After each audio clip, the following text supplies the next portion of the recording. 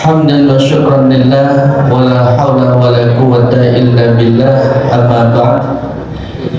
Puji syukur kepada Allah Subhanahu wa taala yang telah memberikan kita karunia limpahan rizkinya, rizki nikmat, rizki sempat, dan rizki sehat, sehingga kita bisa bertatap muka, bermuajahah dengan tujuan thalabul ilmi di Masjid Sarbini yang insyaallah barakah ini.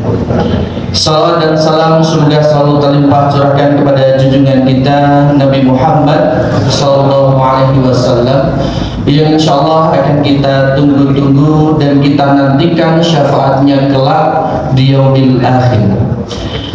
Bapak Ibu jamaah Masjid Sarbini rahimakumullah, kami ucapkan terima kasih yang setulus-tulusnya kepada beliau ayahanda Bapak Muhammad Nathir yang insyaallah pada kesempatan malam hari ini menjadi pemateri yang akan memberikan siraman ilmunya kepada kita semuanya.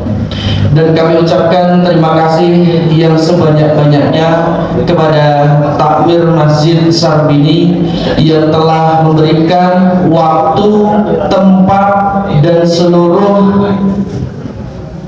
rangkaian yang nanti membantu kegiatan kita pada malam hari ini. Bapak Ibu jamaah rahmatullah, alhamdulillah pada kesempatan kali ini kita bisa mengadakan thalabul ilmi yang insya Allah ini menjadi salah satu program kerja dari Masjid Tabligh Majelis Tabligh PRM Muntilan 1 di Taman Agung 1 yang insya Allah pada malam hari ini telah terlaksana untuk yang kedua kalinya dan akan terus dilanjutkan sampai akhir periode kelak. Maka kami ucapkan setulus-tulusnya terima kasih kepada seluruh jamaah, kepada takmir masjid dan kepada ayahanda Muhammad Nathir yang insya Allah akan membersamai kita. Maka kurang dan lebihnya kami mohon maaf. Selanjutnya waktu dan tempat kami persilahkan Ustaz Muhammad Nathir. Kami tutup. Assalamualaikum warahmatullahi wabarakatuh. Assalamualaikum warahmatullahi wabarakatuh. Alhamdulillah alladzi arsala rasulahu bil huda wa dinil haqq liyudhhirahu 'ala dini kulli. Arsalahu basyiran wa nadhiran wa da'iyan ila Allahi bi'idhnihi wa sirajan munira. Asyhadu an la rasulullah nabiyya ba'da. Allahumma sholli wa sallim wa barik ala khatamil anbiya'i wal mursalin nabiyyina Muhammadin wa ala alihi wa sahbihi ajma'in, amma ba'd. Usi nafsi wa iyyakum bitaqwallah faqad fazal muttaqun. Qala Allah ta'ala fil Qur'anil karim, billahi minasyaitonir rajim. Bismillahirrahmanirrahim.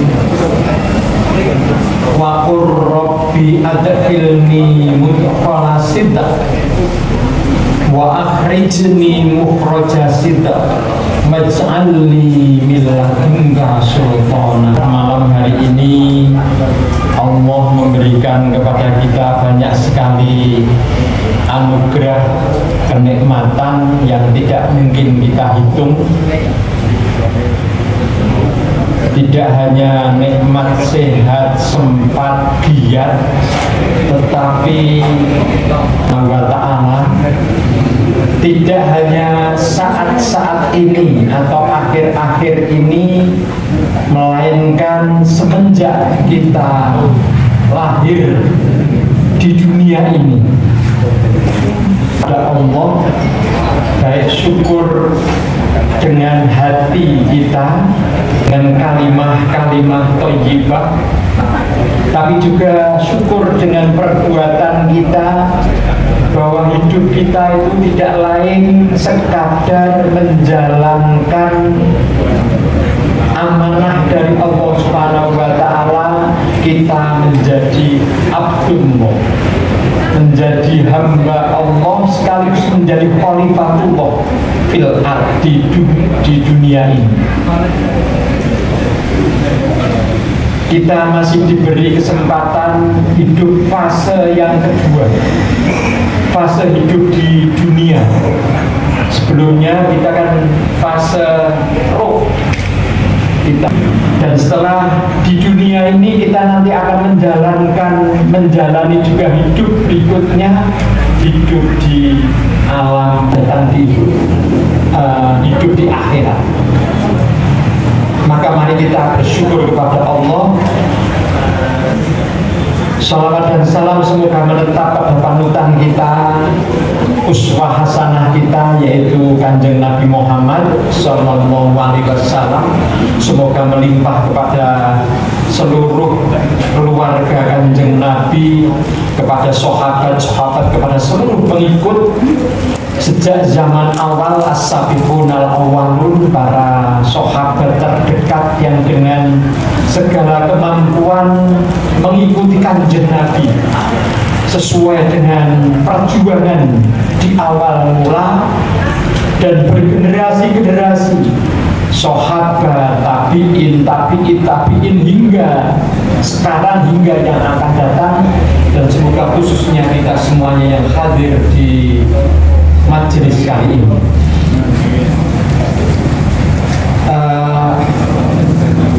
saya syukur mendapatkan kehormatan malam hari ini diberi kesempatan untuk bermuwajahah bertemu dengan pimpinan ranting Muhammadiyah Taman Agung 1 sekaligus dengan jamaahnya di program majelis tabligh yang berganti-ganti, yang bergiliran. Ini giliran yang keberapa saya nggak tahu ini. Oh, yang kedua, giliran yang kedua, alhamdulillah. Yang pertama ingin saya sampaikan, saya mengapresiasi kepada pimpinan ranting Muhammadiyah Taman Agung 1.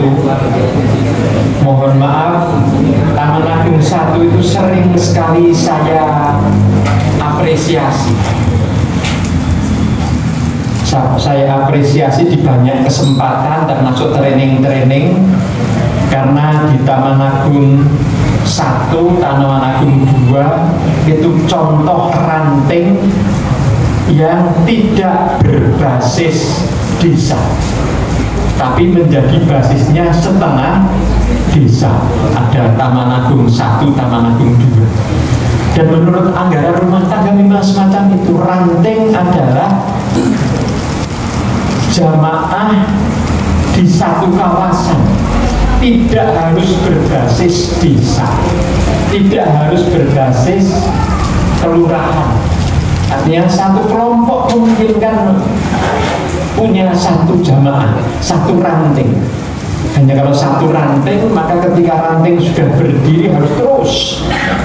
Nah, pimpinan ranting Muhammadiyah, pimpinan ranting Aisyah Taman Agung 1 sering saya sebut sebagai contoh untuk itu. Sumber daya manusia PRM 1 itu kualitasnya kualitas daerah. Ya. Nah, tetapi ini perjalanan, saya percaya memungkinkan ke depan.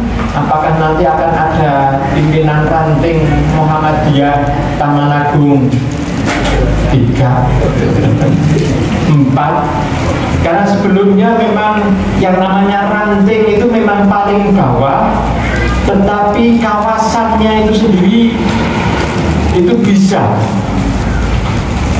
Sebelum menjadi, misalnya basisnya itu desa, mohon maaf ini di Sawangan itu ada pimpinan ranting Muhammadiyah Jagat Suro. Jagat Suro. Jagat Suro itu ternyata gabungan 3 desa, Janti, Gantang, Suronalan. Sekarang itu, jadi periode Muktamar ke-48 ada PRM Jagat Suro. Saya apresiasi, dan yang akan datang PR-nya mampukah kemudian berpecah menjadi 3. Setelah berpecah menjadi 3 memungkinkan pecah lagi. tapi betul-betul dihidupkan. Nah, kalau sudah menjadi ranting mau tidak mau seperti PRM Taman Agung 1, amal usahanya besar-besar. Di sini besar. SD Muhatama besar sekali. MUI terbesar untuk SMA Muhammadiyah sekabupaten Magelang. Ya. Kemudian TK berapa? Banyak sekali. Yang artinya amal usahanya mau tidak mau itu merupakan wujud nyata dari ikhtiar untuk berdakwah di tingkat paling bawah, di tingkat ranting. Nah, pesan saya hanya 3. Yang pertama, setelah terbentuk PRA, jangan pernah berhenti, terus bergerak meskipun, dan kalau menurut Quran surat An-Nisa ayat 95, siapapun manusia yang aktif jauh lebih hebat daripada manusia yang pasif, akan lebih sehat. Manusia yang aktif akan lebih bermanfaat. Manusia yang aktif akan lebih mulia.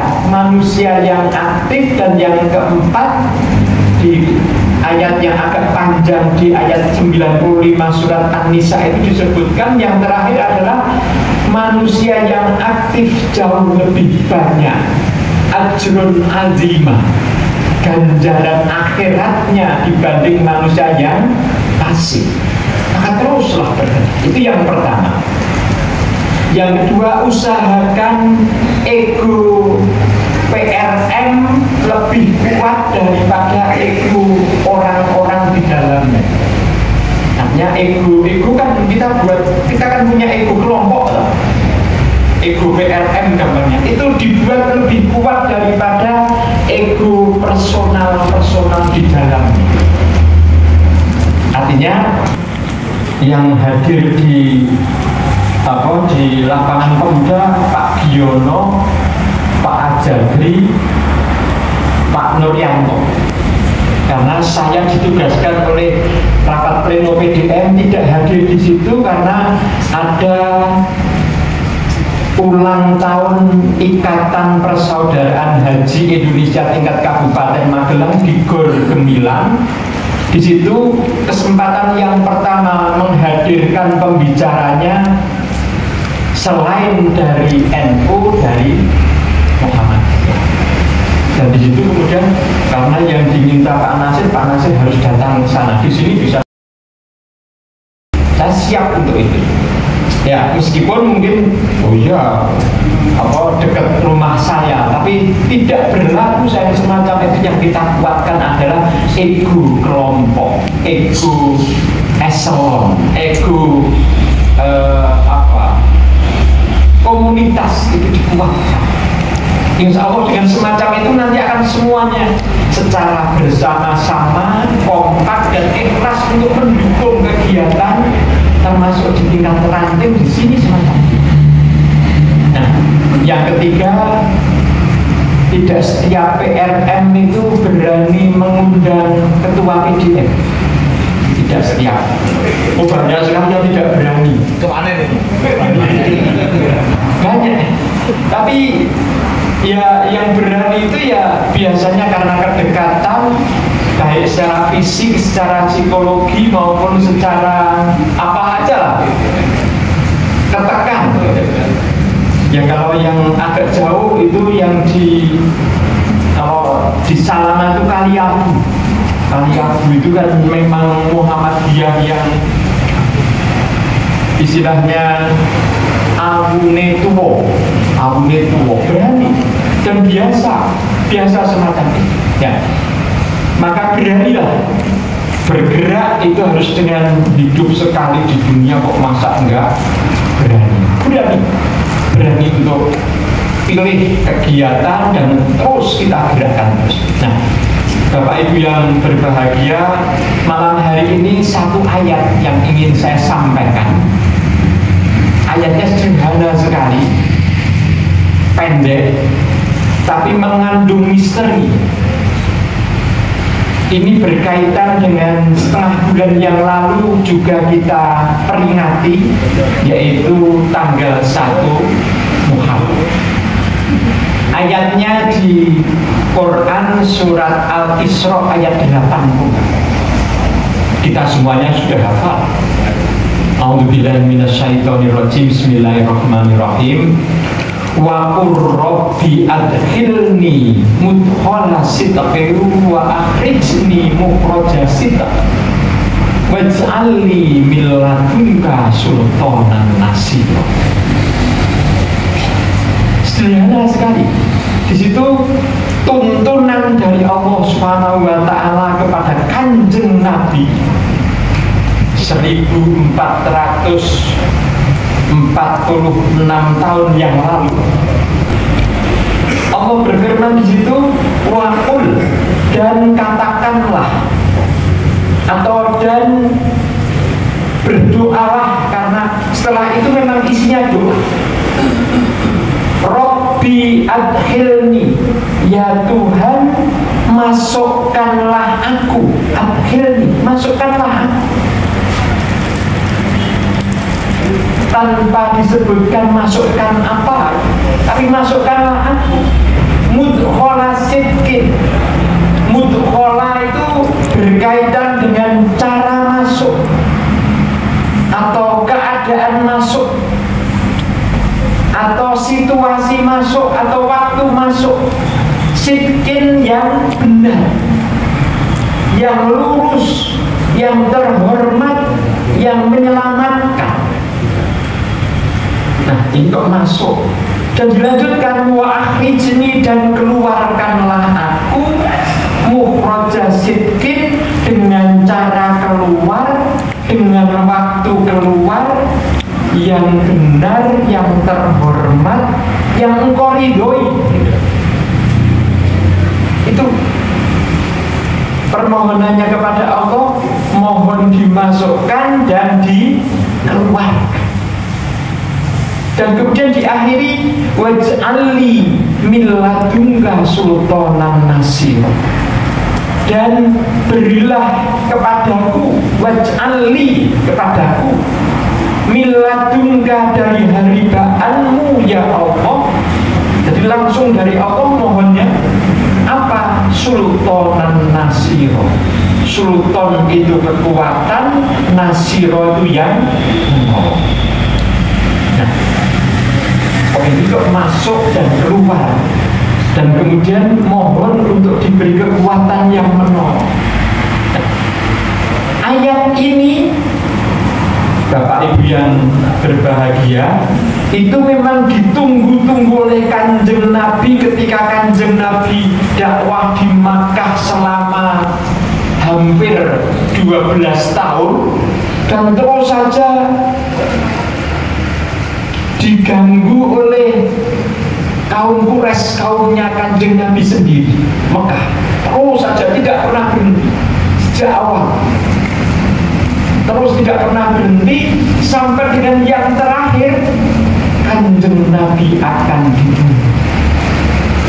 Dan pada waktu itu kondisinya umat Islam memang sedang tidak baik-baik saja, terdesak. Umat Islam bergerak pelan sekali. Kanjeng Nabi di awal mula itu berdakwah secara secara diam-diam kepada orang-orang tertentu, dan memang ada yang ikut masuk Islam, termasuk Abu Bakar, termasuk Ali, Khadijah sendiri, kepada Umar, termasuk kepada Bilal, dan lain-lain masuk Islam. Tapi setelah kemudian menjelang Kanjeng Nabi itu mendapatkan perintah untuk hijrah, Kanjeng Nabi secara terang-terangan dengan Isra Mi'raj. Setelah itu terang-terangan Kanjeng Nabi dengan bil-jahr, dengan terang-terangan. Tapi terus saja orang-orang sampai dengan kesempatan terakhirnya, yaitu ketika Kanjeng Nabi dengan umatnya merasa prihatin sekian orang Islam tidak lagi nyaman hidup di Makkah, sehingga mohon kepada Kanjeng Nabi, "Mbok saya diberi kesempatan, bagaimana caranya tidak lagi nyaman hidup di Makkah." Dan secara mungkin memang dengan skenario Allah Subhanahu wa Ta'ala, dua suku bangsa yang menguasai di Madinah, yaitu suku Aus dan suku Khazraj, suku yang sebelumnya itu selalu bertikai, selalu bertarung, selalu apa aja jadinya kerengan, tawuran. Ketika mendengar ada kalimat-kalimat Kanjeng Nabi dan bertemu dengan Kanjeng Nabi, mereka langsung terpesona kepada kepribadian Kanjeng Nabi yang amat tulus, amat lurus, dan kalimat-kalimatnya yang diucapkan oleh Kanjeng Nabi, kalimat-kalimat yang menjadikan hati ini kemudian merasa terikat kepada zat yang tidak bisa diterangkan, yaitu Allah Subhanahu wa Ta'ala. Sehingga dua suku bangsa itu kemudian berbaiat kepada Kanjeng Nabi. Berbaiatnya di Makkah, tapi mereka kembali ke Madinah dan mereka siap. "Ya Rasulullah, kapan engkau bersedia berada di Madinah? Kalau engkau sedia di Madinah, kami yang akan menanggung kehidupan engkau, ya Rasulullah. Tetapi apabila engkau berada di Makkah, itu bukan wilayah kami, itu wilayah suku Quraisy. Itu bukan wilayah kami nggak bisa apa-apa. Tapi apabila engkau sedia untuk ke Madinah, kami siapkan semuanya. Kami siap berada di bawah kepemimpinan engkau, ya Rasulullah." Nah, sehingga dengan semacam itu kemudian Kanjeng Nabi ketika beberapa sahabat itu tidak kuat hidup di Makkah, kemudian sekian orang, kalau dalam tarikh disebutkan sampai dengan 2 gelombang. Gelombang pertama itu belasan orang dari Makkah dikirim oleh Kanjeng Nabi untuk ke Madinah. Dan di Madinah mereka senang sekali karena memang sudah disiapkan oleh orang-orang Ansor pada waktu itu di Madinah, menunggu ini umat Kanjeng Nabi, kapan Kanjeng Nabi datang ke sini juga. Sampai dengan 2 gelombang. Gelombang yang kedua likuran sampai dengan yang di Makkah itu tinggal beberapa orang. Salah satunya yang memang sudah dipilih oleh Kanjeng Nabi, yaitu Abu Bakar, untuk membersama, sampai dengan nyaris Kanjeng Nabi kemudian mau dibunuh secara bersama-sama oleh pemuda-pemuda Quraisy. Nah, itu karena ada iblis yang menyerupai atau membo atau istilah apa? Mendo penjelma sebagai manusia, seperti syekh, orang dari Jeddah, ikut kegiatan, ikut rapat orang Quraisy, kemudian punya usul jitu. Wahai kaum Quraisy, kalian itu akan membunuh seseorang, dan di sini berlaku hukum kisos. Kalian tidak benar kalau semacam itu. Jadilah satu, semua suku, semua kabilah, semua bani, semua kelompok ada di dalamnya. Pilih 2-3 pemuda yang hebat, nanti bersama-sama membunuh orang yang memang kalian mau bunuh itu. Sehingga ketika terbunuh, maka Bani Hashim harus membunuh semuanya untuk menuntut balas, untuk kisos. Karena yang membunuh semuanya, Mereka sepakat itu dan betul. Kalau dalam tarikh sering disebutkan sekitar 30-an orang pemuda hebat-hebat, dipersenjatai lengkap Kanjeng Nabi, dan Kanjeng Nabi betul-betul semoga segera diberi izin dari Allah. Dan ketika kemudian pagi itu Kanjeng Nabi tidak keluar rumah karena tahu rumah beliau sudah dikepung, termasuk Ali juga tidak keluar, ada di dalam rumah di situ sampai dengan siang tidak, sore tidak, malam hari setelah Kanjeng Nabi melakukan sholat tahajud, Kanjeng Nabi mendapatkan ayat tadi, Quran surat Al-Isra, antaranya ayat 80, wa qur rabbi adkhilni mudkhala sidqin. Dan itu dibaca Kanjeng Nabi seolah mendapatkan langsung izin dari Allah Subhanahu wa Ta'ala. Inilah saatnya, betul. Dan kalimat itu dibaca ulang oleh Kanjeng Nabi dengan doa sungguh-sungguh, Rabbi adkhilni, ya Tuhan masukkanlah aku. Kemana kalau Kanjeng Nabi mau hijrah? Masuk ke mana? Madinah.